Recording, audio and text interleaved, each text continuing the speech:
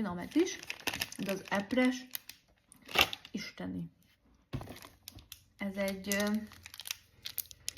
KitKat, és ez is azt hiszem, tehát hogy nem értek itt japánul, de hogy matcha ízű KitKat csoki. Ó,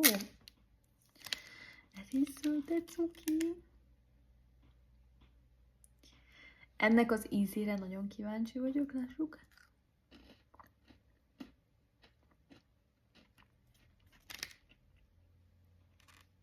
Húha!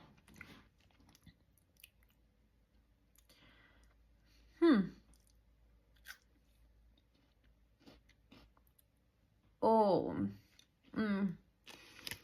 alga íze van. Nem szoktam macsát inni, nem ittam macsát.